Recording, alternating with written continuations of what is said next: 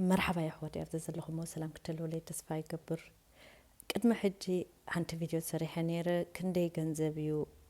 كلوا كاز فقدلكا وي كسب كندي جنزب كتكفلي فقدلكا ماكينة ديو وي زخونا خالخاني أو أب تحت خاد كلكم يتي فيديو بتقلال لغ نبلو نخيل جن أبز أوانزي مبزحتم عدتات أب أوروبا بزكا المتن PayPal ወይ بكريدت كارد ወይ ኤሌክትሮኒክ ትራንዛክሽን ክንገብሮ እዮም ዝደልዩ ዝኾነ ገንዘብና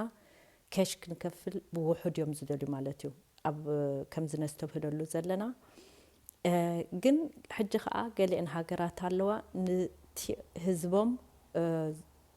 ገንዘብ እኹል ኣብ ገዛ ክህልወኩም ነማኽረኩም ኢለን ከዓኒ ደብዳቤታት ዝሰዳ እዚአን ሃገራት ከዓ ንኣብነት ስዊድን ብውሕዱ ንሓደ ሰሙን ዝኣክለካ ገንዘብ ካሽ ማለት እዩ ኣብ ገዛኻ ክተቐምጥ ኣለካ ኢሎም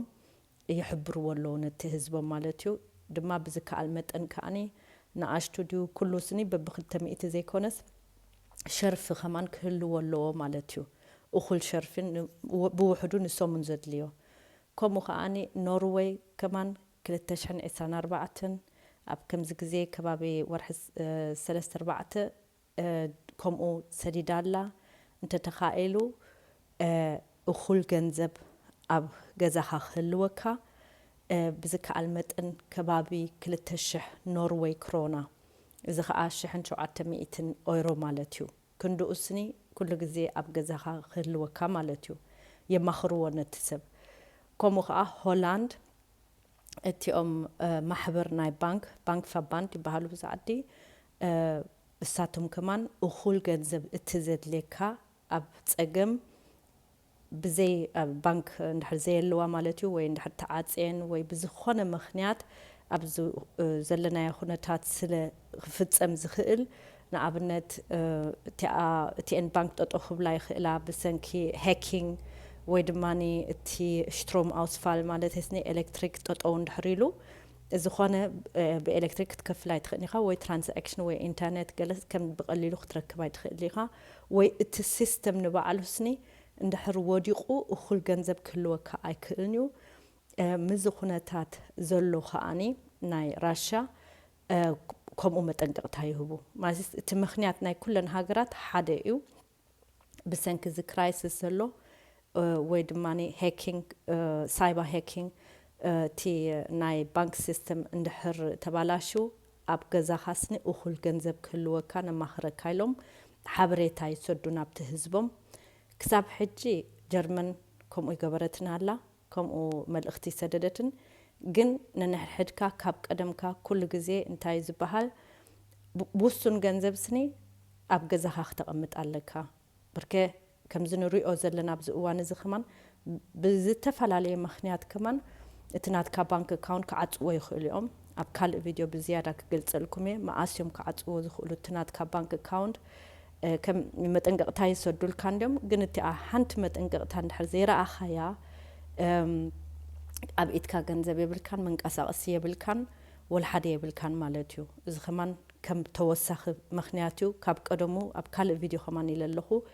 እኹል ገንዘብ ስኒ ንመንቀሳቐሲ ክህልወካ ኣለዎ ኣብ ገዛኻ ብካሽ ማለት እዩ እቲኣ ቪድዮ ናይ ቅድሚ ሕጂ ዝስራሕኽዋ እንተትሪእዋ ከዓ ፅቡቕ ነይሩ ኣብኡ ኸማን ዝተፈላለየ ናይ ዓድታት ዝተፈላለየ ዓቕን ናይቲ ገንዘብ ኣብ ዝተፈላለየ ዓዲ ኣብኡ ኢለኩም ኣለኹ ኣብኡ ገሊፀ ኣለኹ ማለት እዩ ንኣብነት ኣብ ጀርመን ሕጂ ቀደም እዚ ገዛ እንድሕር ትገዝእ ኮይንካ ካሽ ክትከፍሎ ትኽእል ነርካ ክሳብ ገዛ ዝኣክል ወይ ማኪና ካሽ ክትከፍሎ ትኽእል ነርካ ኣብዚ እዋን እዚ ግን ማክሲሙም ክትከፍለሉ ትኽእል ማኪና 10,000 እዩ ወርቂ ኸማን ካብኡ ጎደሎ እዩ ማለት እዩ ክትከፍል ካሽ ከለኻ ግን ኩሉ ግዜ ክሓቱኻ ይፍቀደሎም እዩ ካበይ ኣምፂኻዮ ዝኩሉ ገንዘብ ኢሎም ንነብሲ ወከፍ ዝጠርጠርዎ ማለት እዩ ክሓትዎ ይኽእሉ እዮም ክንዲዚ ገንዘብ ካበይ ኣምፂኻ 10,000 ጥራይ ኸማን እንድሕር ኮይኑ ስለዚ أب كمزي تي حقتات إندا تغير إزمت دما بزحات جرمناويان كمان إزي قداي تقاوي ممولو إزي بعل سويدن بعل نوروي بعل هولاند كمو حبريتان هزبو من دهابوس سلمن تايوم نعنا والحادة زي بلونا سوق زبلو زلو سلازي بعلنا السو سمعنا خمان نايكالا هاقري خننبر نحنا خمانسني أبز زلنايو كم خنقبر لنا أبز نفس وكف عد اختبلو تخيليخا أب بانك جنزب كان دحرالوسني جزء كمتسي خيليو كم دلاي كاختوت زي تخيل زخمان أب أوروبا أب تسيبان كتش عن شمونتن تفتسيمين أبنت نتصبحتو تيوم سبات جنزب كوتسي كالم جرشم جنزب كوتسي نو أي كالم سلازسني كل جزء كاب شعود حيزو خمان تي يا حبريتاتات ألو قدمي أخمان أخول جنزب أبجزها خلوكا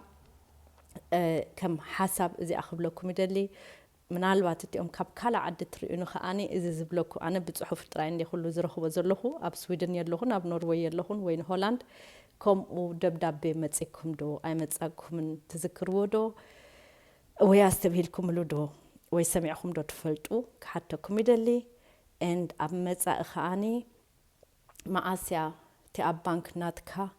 بقللو ناتكا كونتو تعصو تخيل زتفلالي مخنيات دي زلوبكمو تي انفوليات مخنيات ويدما قلطيفهم حجي ابز اوان زخم زغبرو زلو كنغركم يدلي كال فيديو مالتيو اذا خاني بتقلالا تي حقتات ناي جلد فيشيغسيت سبحال ماني لاوندري لوس يا ازو مالتسني تي ገንዘብ محصاب كسله بزياده مو كنترول كغبرو ስለዝደልዩ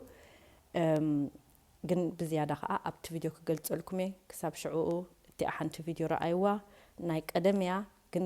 كسب حجي تي أو زبلكو يا قالوا مالتيو تحقتات كم خاني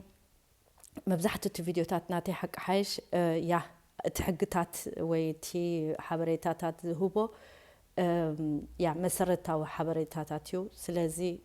any time نحريخمو تقامك خون خيليو زخنا حساب وي كومنت نحرالكم كا او حدوغلي وي زخنا حتو خا كوم او حدوغلي and كسب قصالي باي